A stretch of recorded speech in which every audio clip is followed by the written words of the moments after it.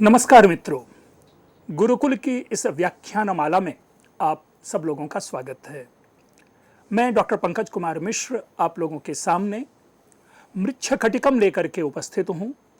हम लोग मृच्छकटिकम के 8वें अंक के टेक्स्ट को समझने की कोशिश कर रहे हैं।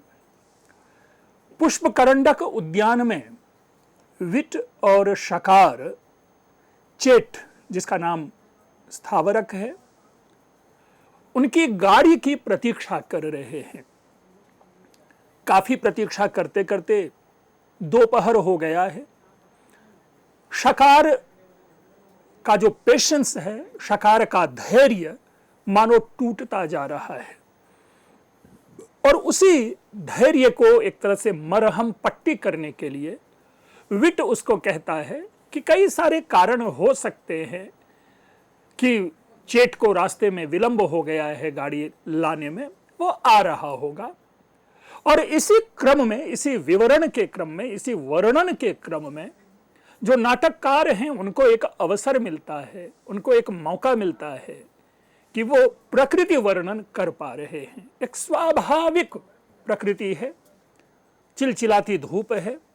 अब उस धूप में क्या प्राणियों की स्थिति होती है, लोगों की स्थिति होती है, जो मार्ग हैं, रास्ते में लोगों का गमनागमन कम हो जाता है, उसी का वर्णन करते हुए विट कहता है कि छायासु प्रतिमुक्त शष्प कवलम निद्रायते गोकुलम तृष्णार्तैश्च निपीयते वन मृगै रुष्णम पयः सारसम संतापादति संकितैर्न नगरी मार्गो नरैः सेव्यते तप्तां भूमिमपास्य च प्रवहणं मन्ये क्वचित् संस्थितम्।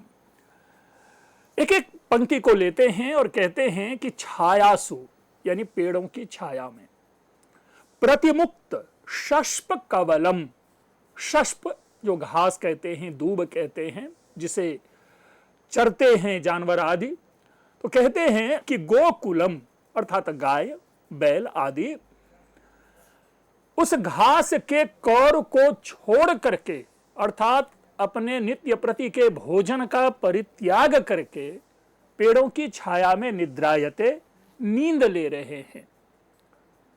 तृष्णार्तैश्च निपीयते वन मृगैः उष्णम पयः सारसम, कहते हैं कि वन मृगैः, तृष्णार्तैः वन मृगैः, अगर इसके प्रोज ऑर्डर यानी अन्वय को अगर देखें तो तृष्णार्तैः वन मृगैः अर्थात प्यास से आकुल व्याकुल जंगली हिरण या जंगल के हिरण सारसम पयः निपीयते।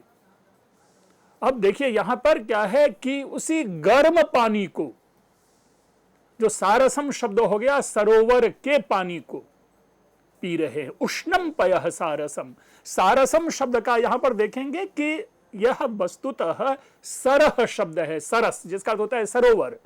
तो सरोवर में जो जल है उस सरोवर के उष्णम पयः, गर्म जल को, गर्म पानी को ये जंगली हिरण पी रहे हैं। संतापादति शंकितैर्न नगरी मार्गो नरैः सेव्यते, कह रहे संतापात, चिलचिलाती धूप के कारण, भीषण गर्मी के कारण, अतिशंकितैः भय से युक्त नरैः जो मनुष्य हैं, लोग बाग हैं, वे नगरी मार्ग न सेव्यते, जो राजमार्ग है, जो शहर के गांव के जो रास्ते हैं, उन रास्ते पर चलते हुए दिखाई नहीं दे रहे, अर्थात उन रास्तों पर नहीं चल रहे। मित्रों, आज हम चप्पल या जूता या कुछ पहनते हैं, पुराने जमाने में खड़ाऊं आदि पहनते थे या लोग नहीं के बराबर पहनते थे। तो जब सड़क अगर गर्म हो जाए तो उस पे पैर नहीं रखे जाते। चूंकि पैर नहीं रखे जाते इसीलिए लोग अपने घर से बाहर नहीं निकलते, और चूंकि घर से बाहर नहीं निकलते इसीलिए राह पर चलते हुए दिखाई नहीं दे रहे हैं। रीजन क्या है? संतापात। तो ये तीन इन्होंने कारण दिया। अब चौथा, ये डायरेक्ट उस चेट को एड्रेस होगा कि तप्तां भूमिमपास्य च प्रवहणम मन्ये क्वचित् संस्थितम, कि मानो वो जो चेट है, तप्ताम भूमि मपास्य, उस गर्म जो जमीन है, पृथ्वी जो है, जो धरातल है, उस धरातल को छोड़ करके मानो अपनी गाड़ी को किसी और जगह वो लेकर के प्रतीक्षा कर रहा होगा। दूसरे शब्दों में, अब इसको, ये तो अनुवादात्मक प्रक्रिया थी, लेकिन इसको एक सरल भाव में समझें कि गर्मी है, इतनी गर्मी है कि जो गाय बैल आदि हैं, पालतू पशु हैं, वो पेड़ों की छाया में आराम कर रहे हैं। इसी तरह से जो जंगली हिरण है, पशु पक्षी आदि हैं, वे सरोवर के गर्म जल को पी रहे हैं। इतनी गर्मी है, यानी जिसे ठंडा जल पीना चाहिए था, वो गर्मी के कारण प्यास से आकुल व्याकुल ये पशु पक्षी लोग उस सरोवर के गर्म जल को पी रहे हैं। वस्तुतः कौन क्या कर रहा है वो यहां विवेच्य नहीं है। विवेच्य यह है कि जिस तरह आज हम गर्मी को भोग रहे हैं, जिस प्रकार आज हम हाई टेम्परेचर के कारण अपने घर से बाहर नहीं निकलते हैं, उसी प्रकार उस काल में भी गर्मी पड़ती होगी और उस चिलचिलाती धूप का वर्णन है। इसलिए हम कह सकते हैं कि आज का यह वर्णन अत्यंत प्रासंगिक है और लोग बाग सड़क पर चलते हुए दिखाई नहीं दे रहे हैं, क्योंकि जमीन जो है वो तप चुकी है। रिलेट इसको करना है कि भाई चेट को लेट क्यों हो गया है, गाड़ी लाने में विलंब क्यों हो गया है। तो विट जो थोड़ा सा सुलझा हुआ चरित्र है, अगर आप पूरा का पूरा एंटागोनिस्ट टीम को देखें तो उस टीम के जितने लोग हैं उसमें एक दो लोग ऐसे हैं जो कि सुलझे हैं, वो अच्छे बुरे को जानते हैं, क्या करना चाहिए क्या नहीं करना चाहिए जानते हैं। तो उसी में ये विट उसमें से एक है और विट अनुमान कर रहा है कि चूंकि ये जमीन इतनी गर्म है कि उसके नीचे से तपे हुए जमीन से जो आने वाली गर्मी है, मानो उस गर्मी के कारण उस गाड़ीवान ने अपनी गाड़ी को किसी अन्य जगह पे, ठंडी जगह पे पार्क कर रखा हो और इसीलिए आने में अभी विलंब है। हो सकता है कि जब धूप कम हो जाए तब वो आएगा। शकार कहता है भाव शिरसि मम निलीनो भाव सूर्यस्य पादः शकुनि खग विहंगाः वृक्ष शाखा सुलीनाः नर पुरुष मनुष्याः उष्ण दीर्घम श्वसन्तो गृह शरण निषन्ना आतपम निर्वहन्ति। मतलब अगर इस पद्य को देखें तो विट के द्वारा जो कही गई बातें हैं उन्हीं बातों का समर्थन करता हुआ शकार कहता है। ध्यान रखेंगे, शकार जो कि प्रतिनायक है, खलनायक है, विलन है, और ये एक ऐसा विलन है जो कदाचित मैं समझता हूं विश्व साहित्य का एक अनूठा विलन है। सबसे पहली बात तो यह है, इसका जो परिचय है शकार यह है कि यह सारे स को श बोलता है, यानी अगर सरौता शब्द बोलना है तो उसको ये बोलेगा शरौता, तो इसलिए इसको शकार नाम दिया गया। तो ये उनकी हां में हां मिलाते हुए और उसी अच्छे दिमाग से मिलाते हुए, मैंने बार बार प्रश्न किया है शकार के चारित्रिक विकास के ऊपर, जो डेवलपमेंट ऑफ जो कैरेक्टर है इन फॉर्म ऑफ शकार और may be in form of antagonist, that is not rational, that is not logical। क्योंकि जब शकार को बदमाशी करना होता है तो नाटककार उनको क्या करता है कि उसको एक डोल्ट बना के प्रेजेंट करता है, बट जब वो बात कर रहा होता है तो दुनिया जहान के सारे ज्ञान को रखता है, वह उनको अच्छा खासा अनुभव है। और इस डायलॉग से, इस संवाद से, इस पद्य से हम समझेंगे कि कहता है भाव, यानी विट का, वो विट को एड्रेस करते हुए कहता है कि शिरसि मम निलीनो भाव सूर्यस्य पादः, सूर्य का पैर, पैर यानी सूर्य के चरण यानी किरण, जो सूर्य के किरण है वो मम शिरसि, मेरे माथे पर क्या है, मानो विलीन हो रहा है, अर्थात सूर्य की चिलचिलाती धूप हमारे माथे के ऊपर पड़ रही है। फिर कहते हैं शकुनि खग विहंगाः वृक्ष शाखा सुलीनाः, मतलब शकुनि पक्षी, खग पक्षी, विहंग पक्षी, the repetitions of the very same synonyms. मतलब शकुनि का भी अर्थ पक्षी है, विहग का अर्थ भी चिड़िया है, पक्षी है, और खग का भी अर्थ पक्षी है। भाई आप एक ही शब्द में कह दो ना कि खगाह वृक्ष शाखा सुनीला लीना, ये शकुनी, खग और व्यंग तीनों शब्दों को डालने की जरूरत क्या है? तो इसके माध्यम से नाटककार यह दिखाना चाह रहा है कि चूंकि शकार डोल्ट है, इसलिए उसको यह बोध नहीं है कि एक ही बात को वो रिपीट कर रहा है। बट अगेन, जो व्यक्ति यह सोच सकता है कि पेड़ की शाखाओं में चिड़िया जो है वो दुबके पड़े हैं, निश्चिंत शांत होकर के जो बैठी पड़ी हुई चिड़िया, वो कैसे एक ही बार तीन शब्द को रिपीट करेगा? तो इसलिए मैं कहता हूं कि it is a created character, it is not natural development, it is artificial development of a character in form of antagonist, otherwise he cannot be treated as antagonist. फिर कह रहे कि नर पुरुष मनुष्याः उष्ण दीर्घम श्वसन्तः। नर मतलब मनुष्य, पुरुष मतलब मनुष्य, और मनुष्य का मतलब मनुष्य। Again repetition, the very same logic जो मैं बार बार कह रहा हूं कि नाटककार चूंकि दिखाना चाहता है कि शकार डोल्ट है, इसलिए उनको रिपीटेड करवा रहा है वर्ड।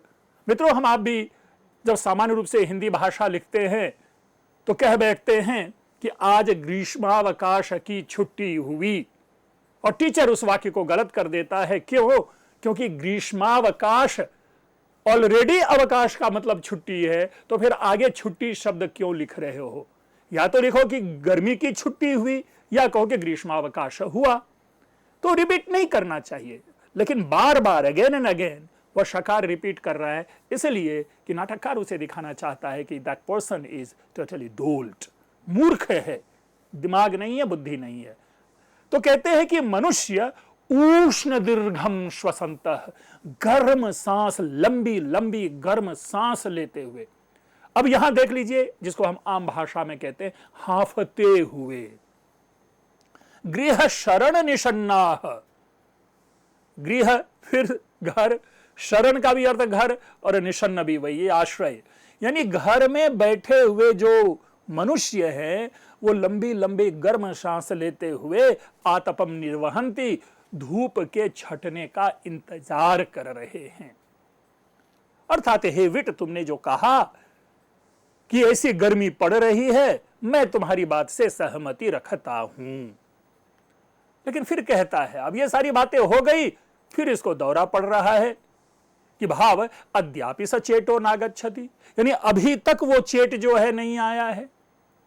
आत्मनो विनोद निमित्तम किमपि गास्यामि, तो चलो जब तक ये गाड़ीवान या चेट नहीं आया है, तो अपने मनोरंजन के लिए चलो मैं कुछ गाता हूं, तुमको सुनाता हूं। और वो गाना सुनाना शुरू करता है और वो गाता है। भाव भाव जब गाना गा चुका होता है तो शकार कहता है, भाव भाव श्रुतम त्वया यन्मया गीतम, कि तुमने सुना जो मैंने गाना अभी गाया।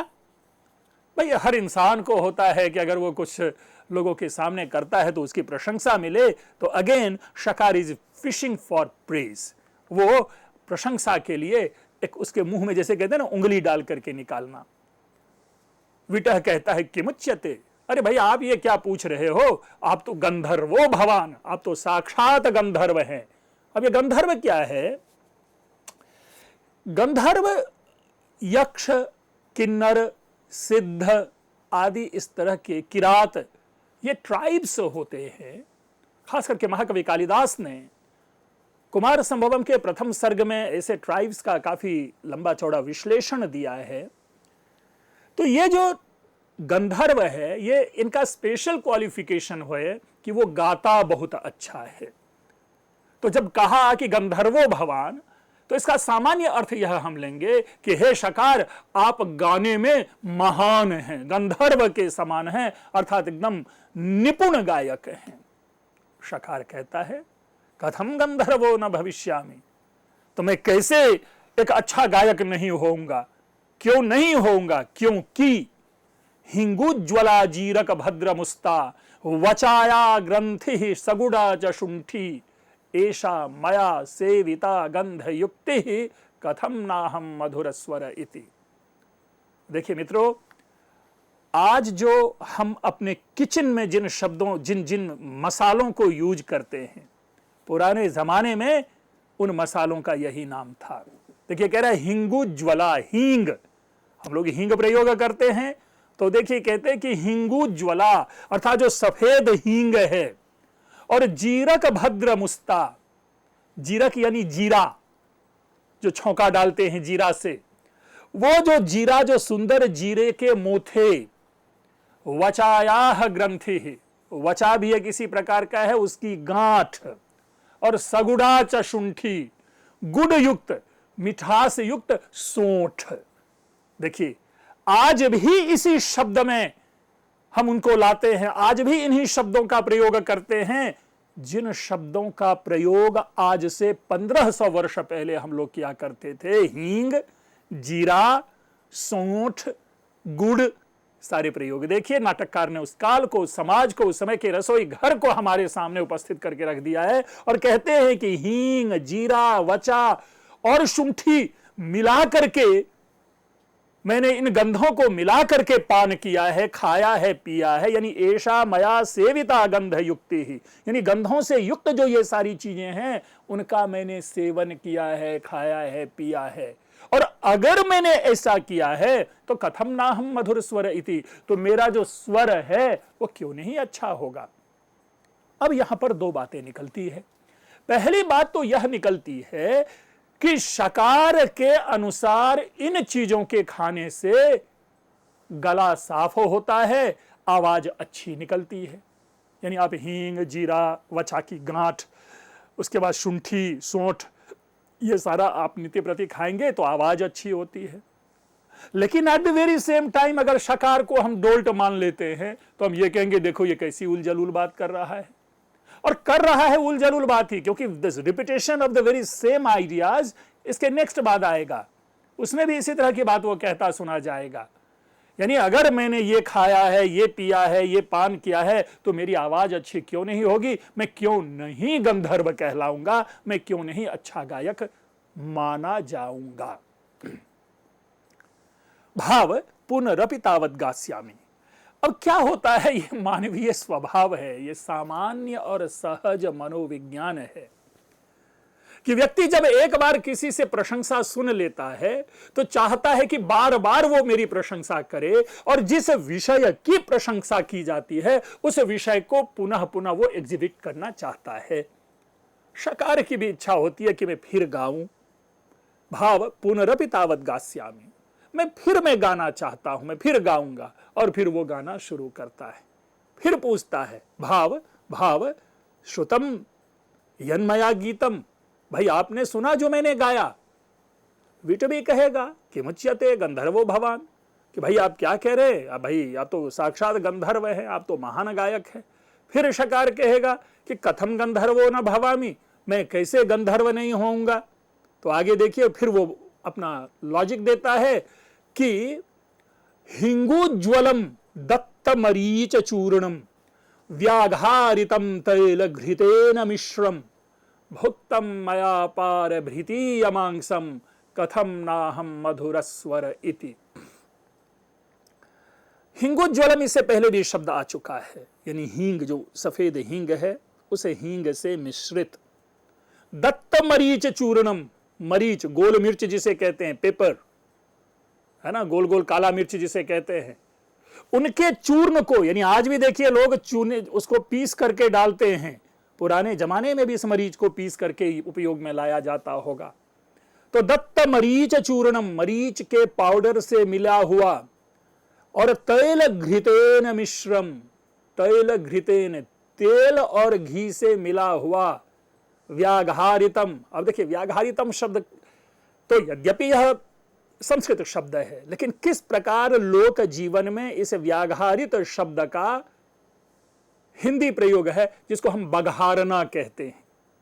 अब अर्थ हुआ हींग, मरीच, तेल, घी आदि से बघारे गए, यानी मिलाए हुए। और भुक्तम मया पार भृतीय मांसम, यानी मुझ शकार ने, मैंने कोयल का मांस खा रखा है। अब चूंकि मैंने कोयल का मांस खा रखा है, मैंने हींग, मरीच और तेल, घी से मिला हुआ मैंने पान किया है रस का, तो मेरा स्वर मधुर कैसे नहीं होगा, मैं क्यों नहीं अच्छा गायक बनूंगा। भाई बनूंगा। पुनः प्रश्न उत्पन्न होता है, पहला तर्क कि चूंकि शकार ने ऐसा कहा तो इसलिए अच्छे गले के लिए ये सारी चीजें जरूरी है। लेकिन दूसरा यह है कि चूंकि शकार डोल्ट है तो हो सकता है कि ये सारी की सारी चीजें हमारी गला के विपरीत हो और हमारी आवाज खराब हो, और लग भी रहा है। लेकिन सबसे जरूरी बात जो यहां पर गंभीर विषय है वह है कोयल के मांस को खाना।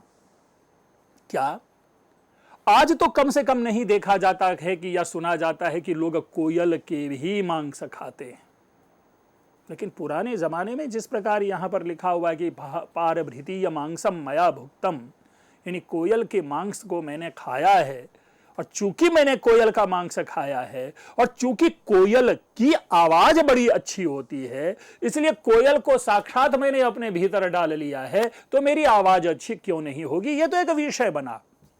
लेकिन प्रश्न यही है कि क्या लोग प्राचीन काल में कोयल के मांस खाते थे, या इस समग्र आधार पर हम यह एक निर्णय जरूर ले सकते कि प्राचीन काल में लोग मांस खाने के संदर्भ में किसी भी पशु पक्षी की परवाह नहीं करता होगा, इसलिए जो मिल जाता होगा उसी को मार करके खा जाता होगा। उसी क्रम में यहां पर कोयल का प्रयोग है कि कोयल के मांस को मैंने खाया है, अन्यथा कोयल का मांस कभी भी खाता नहीं सुना गया है, न पाया गया है, न जाना गया है, न ही कभी ये एकेडमिक वर्ल्ड में विवेचन का विषय रहा है। विट कहता है स्वस्थो भवतु भवान, अरे आप भाई आप शांत रहिए, अब चुप हो जाइए, बहुत गाना सुना दिया, आम भाषा में आपने बहुत बोर कर दिया। संप्रति एव आगमिष्यति, वह चेट जो है आ रहा होगा, आप चिंता ना करें, आप आराम करें। यह सारी बातचीत चल रही है कि सामने दूर आता हुआ दिखाई देता है चेट। ततः प्रविशति प्रवहणाधिरूढ़ा वसंत सेना चेतश्च। उसके बाद जो गाड़ी है, हम लोग रिकॉल कर लें कि उस गाड़ी की यह स्थिति थी कि वसंत सेना गाड़ी बदल चुकी है उसकी, जिसको चारुदत्त की गाड़ी में आना था, वह किसी एक तात्कालिक कारण से गाड़ी परिवर्तन हो जाता है और वसंत सेना शकार के द्वारा भेजी गई या लाई जाने वाली जो गाड़ी है उस गाड़ी में बैठ जाती है, और वसंत सेना वाली गाड़ी चेट के साथ प्रवेश करता हुआ दिखता है।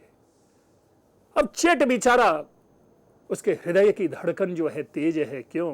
क्योंकि डरा हुआ है, और कौन नहीं डरा हो रहेगा।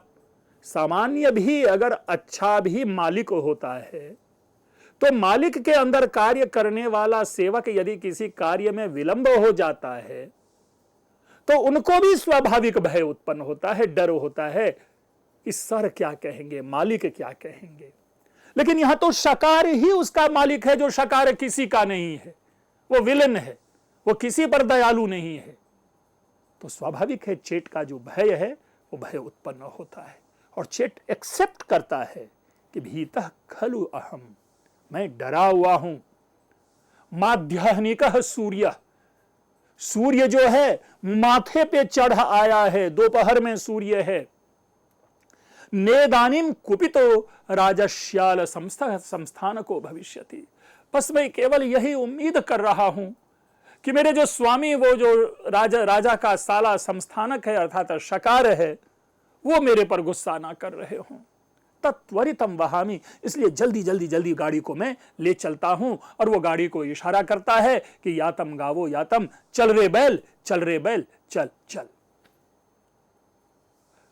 पहली बार वसंत सेना अपने गाड़ी वाले की आवाज सुनती है। जिस गाड़ी पे आ रही है उस गाड़ी का जो ड्राइवर है, जो गाड़ी चलाने वाला चेट है, उसकी आवाज उसने नहीं सुनी थी। अचानक जो ये आवाज सुनती है, लेकिन आवाज सुनने से भी ज्यादा महत्वपूर्ण है कि इसके चेट के संवाद में एक रिलेशन निकल के आता है, जिसमें कि वह शकार का नाम लेता है कि मेरा स्वामी शकार मेरे पे गुस्सा न जाए। वसंत सेना डर जाती है, हाधिक हाधिक, ओह धिक्कार है, बहुत बुरा हुआ, बहुत बुरा हुआ। न खलु वर्धमान कस्यायम स्वर संयोग, अरे ये तो वर्धमानक की आवाज नहीं है। और ध्यान हो, जो चारुदत्त की गाड़ी है उस गाड़ी को चलाने वाले का नाम वर्धमानक है और जो स्थावरक है वो शकारका है। तो वसंत सेना अचानक से डर जाती है एक नई और अनजाने व्यक्ति की आवाज को सुन करके। आगे मित्र, हम अपने इस विश्लेषण को जारी रखेंगे। अभी तक आप लोगों ने ध्यानपूर्वक सुना, आप लोगों का बहुत बहुत धन्यवाद।